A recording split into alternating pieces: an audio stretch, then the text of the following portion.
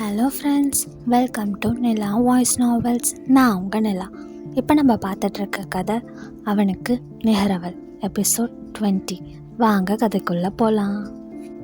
2 நாட்கள் கழித்து காலேஜ் போக ரெடியானாள் மித்ரா குளித்து முடித்துவிட்டு ஒரு மாடர்ன் கேஷுவல் டாப்ஸ் மற்றும் ஜீன்ஸ் அணிந்து கொண்டு கண்ணாடியின் முன் நின்று தன் காதில் கம்பலை மாட்டிக்கொண்டிருந்தாள்.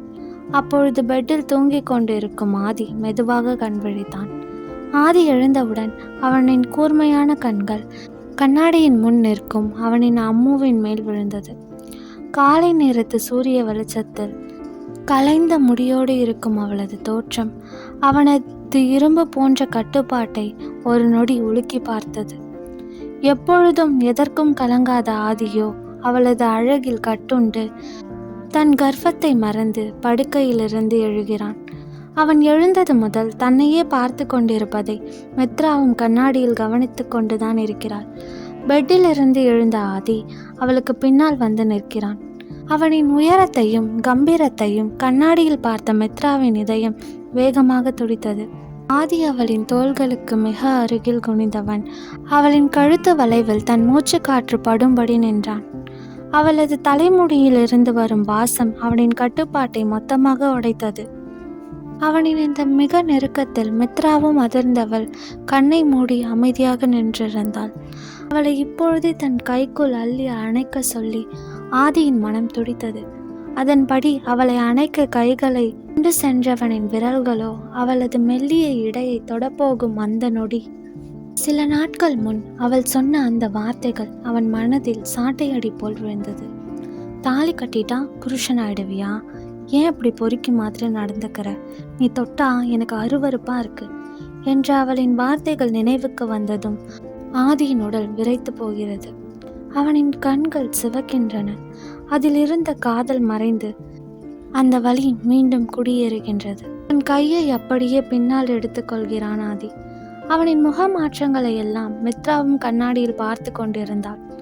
அப்பொழுது ஆதி கடுமையான ஆனால் வேதனையான குரலில் அவளது கண்களை பார்க்காமல், சாரி, ஏதோ கண்ட்ரோல் மிஸ் ஆகி பக்கத்தில் வந்துட்டேன், இனிமே உனக்கு பிடிக்காத எதுவும் என்கிட்ட இருந்து நடக்காது என்று சொன்னவன் அவளை திரும்பி பார்க்காமல் வாஷ்ரூம் நோக்கி சென்று விட்டான். அவன் சென்றவுடன் கண்ணாடியின் தன் முகத்தையே பார்த்து கொண்டு நின்றிருந்தாள் மித்ராவிற்கு அவனின் இந்த விலகல் எதனால் என்பதும் தன் வார்த்தைகள் அவனை எந்த அளவுக்கு காயப்படுத்தி இருக்கும் என்பதும் தெரியாமல் இல்லை. இருந்தும் அவள் அமைதியாக இருப்பதற்கு காரணம் யாதோ. பிறகு ஒரு பெருமூச்சொன்றை விட்ட மித்ரா ரெடியாகி கீழே சென்றாள். இங்கு ஹாலில் துருவனோ மும்பைக்கு கிளம்ப தயாராகி வந்தவன் ஜோதியுடன் பேசி கொண்டிருந்தான்.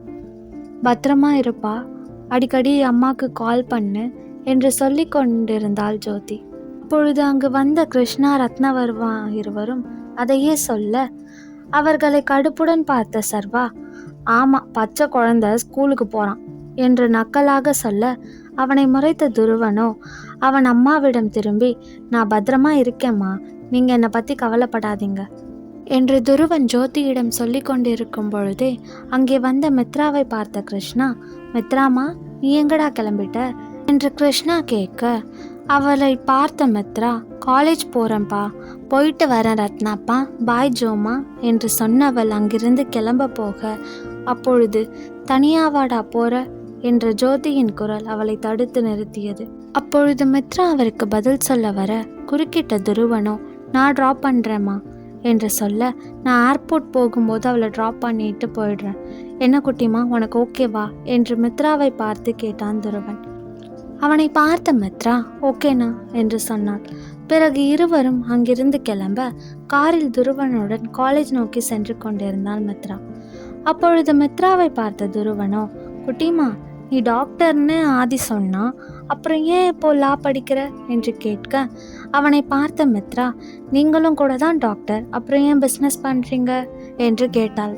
அவள் கேள்வியை நினைத்து சிரித்த துருவனோ அவளை பார்த்து, அதுவா, எந்த சூழ்நிலையிலையும் எங்களை நாங்களே பார்த்துக்கணும்னு தான் நான் ஆதி சர்வா 3 பேருமே டாக்டருக்கு படித்தோம். அதை கேட்ட மித்ரா, எந்த ஒரு சுச்சுவேஷன்லேயும் உங்களை நீங்களே பார்த்துக்கணுங்கிறதுக்காக டாக்டர் ஆனீங்க, நான் எந்த ஒரு சுச்சுவேஷன்லையும் யாரையும் நம்பக்கூடாதுங்கிறதுக்காக டாக்டர் ஆனேன். இப்போ லாவும் படிக்கிறேன் என்று சொல்ல, அவளிடமிருந்து இப்படி ஒரு பதிலை எதிர்பார்க்காத துருவன் அவளை திரும்பி பார்க்க, அப்பொழுது சரியாக காலேஜ் வந்துவிட காரை நிறுத்திய துருவனை பார்த்த மித்ரா, ஓகே பாய்னா என்று சொல்லி காரை விட்டு இறங்கியவள், ஹாப்பி ஜேர்னினா என்று சொல்லிவிட்டு அங்கிருந்து சென்று விட்டாள். செல்லும் அவளையே ஒரு நொடி பார்த்த துருவன் பிறகு தன் காரை எடுத்துக்கொண்டு ஏர்போர்ட் நோக்கி சென்று விட்டான். உள்ளே வந்த மித்ராவை தான் அங்கிருந்த எல்லோரும் ஆவென்று பார்த்து கொண்டிருந்தார்கள். ஏனென்றால் மித்ரா அவ்வளவு அழகாக இருந்தாள். அவள் இந்த கல்லூரி சேர்ந்து ஒரே ஒரு நாள் மட்டும்தான் வந்திருந்தாள். பிறகு அவளுக்கு திருமணமாகிவிட அதன் பிறகு இன்றுதான் வருகிறாள். அவளின் அழகில் ஆண்கள் அனைவரும் அவளை ரசித்து பார்த்து கொண்டிருந்தார்கள். அதை பார்த்த பெண்களுக்கு மித்ராவை பார்க்க பொறாமையாக இருந்தது. ஆனால் இதை எதை பற்றியும் கவலை கொள்ளாத மித்ராவோ நேராக தன் கிளாஸ் ரூம் நோக்கி சென்றாள். கிளாஸ் ரூம் உள்ளே செல்வதற்கு முன்பே அவளை ஒருவன் வழிமறைத்தான். அவனை அவள் என்னவென்பது போல் பார்க்க, அவளை பார்த்தவன், ஹாய், என் பேரு அஜய், நானும் உங்கள் கிளாஸ் தான். அன்றைக்கே உங்களை பார்த்தேன், நீங்கள் கிளாஸில் தனியாக இருந்தீங்க. சரி, அப்போவே உங்ககிட்ட வந்து பேசலான்னு நினச்சேன்னா, ஆனால் நீங்கள் ரொம்ப சோகமாக இருந்தீங்களா, சரி பேச மாட்டீங்களோன்னு விட்டுட்டேன். அடுத்த நாள் பேசிக்கலான்னு பார்த்தா நீங்கள் காலேஜ்க்கே வரல. இப்போ உங்களை பார்த்த உடனே பேசலான்னு வந்தேன். ஃப்ரெண்ட்ஸ் என்று அவள் முன் கைகளை நீட்ட, மேலிருந்து கீழாக அவனை ஒரு நொடி பார்த்தவள் அவன் கண்களை பார்க்க, அவன் கண்களில் எந்த ஒரு தவறான எண்ணமும் இருப்பது போல் தெரியாததால் அவனிடம் சரி என்பது போல் தலையசைத்தாள் மித்ரா. அதில் மகிழ்ச்சியாக சிரித்தவன் அவளை பார்த்து, ஃப்ரெண்ட்ஸ்னு சொல்லிட்டீங்க, ஆனால் பேர் சொல்ல மாட்டீங்க என்று கேட்க, அவனை பார்த்து தானும் சிரித்தவள் மித்ரா என்று சொல்ல, அப்பொழுது சரியாக அவள் முன் ஒருவன் குதித்தான். ஹாய் மித்ரா, ஐம் விமல், இவன் ஃப்ரெண்டு தான் நானும் என்று சொல்லி அவனை அறிமுகப்படுத்தி கொண்டான். அப்பொழுது அவனை தள்ளி விட்டு கொண்டே, ஏண்டா எருமை, அறிவில்லை, இப்படி முன்னாடி வந்து குதிக்கிறீ, அவங்க பயந்துட மாட்டாங்களா என்று கேட்டுக்கொண்டிருந்தாள் மலர்விழி. அவள் அருகிலிருந்து, நல்லா கேளு மலர், கொஞ்சம் கூட அறிவே இல்லை என்று திட்டிக் கொண்டிருந்தாள் மகிழ்மதி.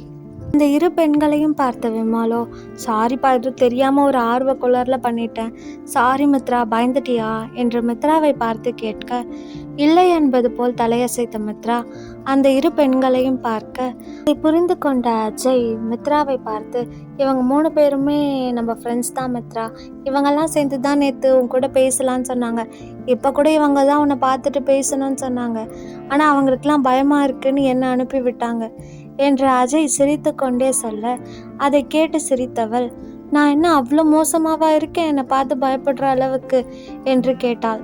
சேச்சா, அப்படியெல்லாம் இல்லை, நீ பார்க்க ரொம்ப அழகாக இருக்க, அதே சமயம் பணக்கார வீட்டு பொண்ணு மாதிரி இருக்க, அதான் என்று சொன்னாள் மகிழ். அதை கேட்ட மித்ரா அவளை பார்த்து, ஐம் மித்ரா, உன் பேர் என்ன என்று கேட்டாள். அதில் சிரித்த மகிழோ, ஐம் மகிழ்மதி என்று சொல்ல, கூடவே மலரும் சேர்ந்து அவளது பெயரை சொன்னாள். அப்பொழுது விமலோ மித்ராவை பார்த்து, ஆமாம் மித்ரா, மகிழ் சொன்னது கரெக்டு தான், நீ ரொம்ப அழகாக இருக்க, உன்னை பார்த்தா எனக்கே உன்னை லவ் பண்ணிடுவேணும்னு தோணுது என்று விமல் சொல்ல சற்று அதிர்ந்தாள் மித்ரா. அப்பொழுது அவன் முதுகிலேயே ஒரு அடி போட்ட மலரோ, கொஞ்ச நேரம் வாயை வச்சுட்டு சும்மா இருடா, எப்போ பாரு விளையாடிட்டே இருப்பியா என்று திட்ட, அதில் கேவலமாக இழித்த விமலோ மித்ராவை பார்த்து, ஹீ சும்மா, ஜஸ்ட் ஃபார் ஃபன் என்று சொல்ல, தானும் சிரித்த மித்ராவோ அவர்களுடன் சேர்ந்து கிளாஸ் ரூமிற்குள் சென்றாள். விமலுக்கு தெரியவில்லை, என்னதான் அவன் ஜஸ்ட் ஃபார் ஃபன் என்று மித்ராவை காதலிப்பதாக கூறியது மட்டும் அவள் கணவன் ஆதிக்கு தெரிந்தால் அதே ஜஸ்ட் ஃபார் ஃபன்னாக அவன் உயிரையே எடுத்து விடுவான் என்று யார் சொல்வது அவனுக்கு. காலேஜ் முடித்து 12 மணி போல் வீட்டுக்கு வந்த மித்ரா அவள் ரூமிற்கு சென்று குளித்துவிட்டு நேராக கிச்சன் நோக்கி சென்றவள் அங்கு மதிய உணவு சமைத்து கொண்டிருந்த ஜோதி மித்ராவை பார்த்து, மித்ராமா, எப்படா வந்த, பசிக்குதா, ஒரு 10 மினிட்ஸ் இரு, சமையல் முடிஞ்சிடும் என்று சொல்ல, அதெல்லாம் ஒன்றும் இல்லை ஜோமா, தேவ்க்கு சாப்பாடு எடுத்துகிட்டு போகலான்னு வந்தேன் என்று சொன்னாள் மித்ரா. அவளை பார்த்து மென்மையாக சிரித்த ஜோதி சமையலை முடித்துவிட்டு ஆதிக்கும் அவளுக்கும் சேர்த்தே லஞ்ச் பேக் செய்தவர் அவளிடம் கொடுத்து, உனக்கும் சேர்த்து தான் வச்சிருக்கேன், அவன் கூட சேர்ந்து நீயும் சாப்பிடு என்று அவள் கன்னத்தை பிடித்து சொல்லியவர் அங்கிருந்து சென்று விட்டார். அவர் சென்றவுடன் லஞ்ச் கேரியருடன் வெளியில் வந்த மித்ரா அங்கிருந்து ஒரு டிரைவரை அழைத்து அவரிடம், ஆதி ஆஃபீஸ் அட்ரஸ் தெரியுமா என்று கேட்க, தெரியும் மேடம், வாங்க போகலாம் என்று சொல்ல டிரைவருடன் சேர்ந்து காரில் ஏறி ஆதி ஆஃபீஸ் நோக்கி சென்றாள் மித்ரா. மித்ராவும் தன்னை காதலிக்கிறாள். அவள் அன்று அப்படி பேசியதற்கு தன் ஃபோன் கால் தான் காரணம் என்பது ஆதிக்கு தெரிய வருமா? மித்ராவின் புதிய நண்பர்கள் பற்றி தெரிந்து கொண்டால் என்ன செய்வான் ஆதி? ஆதியின் ஆஃபீஸ் நோக்கி செல்லும் மித்ரா அவன்தான் ஏடி குரூப்ஸின் சேர்மன் என்பதை அறிந்து கொள்வாளா? இதை பற்றி மேலும் தெரிஞ்சுக்க நிலா வாய்ஸ் நாவல்ஸை சப்ஸ்கிரைப் பண்ணுங்கள். இந்த ஸ்டோரி உங்களுக்கு பிடிச்சிருந்தா லைக் பண்ணுங்கள், ஷேர் பண்ணுங்கள் அண்ட் மறக்காமல் சப்ஸ்கிரைப் பண்ணுங்கள். பாய் ஃப்ரெண்ட்ஸ், நான் உங்கள் நிலா. நெக்ஸ்ட் எபிசோடில் மீட் பண்ணலாம்.